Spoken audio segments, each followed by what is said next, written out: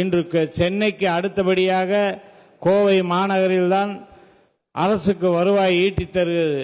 இன்னும் 10-15 ஆண்டுகளில் கோவை, சென்னை. மாண்புமிகு உறுப்பினர், நீங்க இந்த அரசு நிலையத்திற்கு சொந்தமான இடம் இருக்கு, அதை வாங்கி பண்ணி தருவீங்களான்னு கேட்டிருக்கீங்க. ஒரே வரியில இப்ப முடிச்சிருவேன். அதுக்கு அந்த கோயம்புத்தூர் எல்லாருக்குமே தெரியும், தொழில் நகரம் நல்லா இருக்கு. அந்த வரலாறு நேரம் இல்ல, முடிங்க இல்ல, அதுதான் தெரியுமா எல்லாருக்கும். வேலை வாய்ப்பு ஐயா, உங்களுக்கு ஈஸியா முடியும். முடிங்க.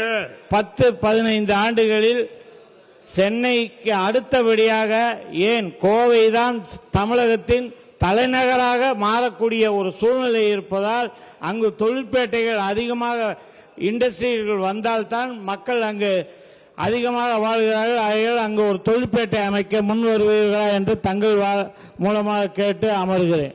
மாண்புமிகு அமைச்சர் அவர்கள்.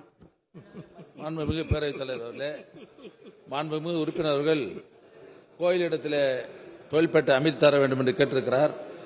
ஏற்கனவே கரூர் மாவட்டம் கரூர் ஆத்தூர் தொழிற்பேட்டை இந்து சமய அறநிலையத்துறை நிலத்தில் 1992ஆம் ஆண்டு 99 மனைகளுடன் அமைக்கப்பட்டு தொழிற்சாலை இயங்கி வருகிறது.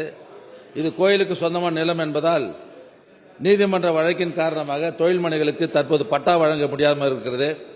அதனால சட்டமன்ற உறுப்பினர் கோரிக்கையை இந்து சமய அறநிலையத்துறையிடம் ஆலோசித்து சாத்தியக்கூறுகள் இருக்கும் பட்சத்தில் மாண்புமிகு தமிழ்நாடு முதலமைச்சருடைய கவனத்தில் கொண்டு சென்று பரிசீலனை செய்யப்படும் என்பதை நான் தெரிவித்துக் கொள்கிறேன்.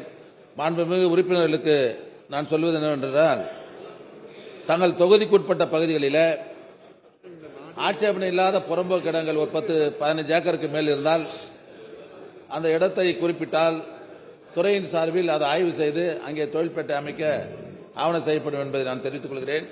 அது இல்லாமல் 20க்கும் மேற்பட்ட தொழில் முனைவர் கூட்டாக சேர்ந்த ஒரு இடத்தை வாங்கி இங்கே தொழில் மனை அமைப்பதற்கு வேண்டிய வசதிகளை செய்து தர வேண்டும் என்று கேட்டுக்கொண்டால் அரசின் சார்பில் 15 கோடி ரூபாய் மானியத்தில் குடிநீர், சாலை, மின்சாரம் போன்ற வசதிகளெல்லாம் செய்து தொழிற்பேட்டை அமைத்து தரப்படும் என்பதையும் மாண்புமிகு பேரவைத் தலைவராக உறுப்பினருக்கு தெரிவித்துக் கொள்கிறேன்.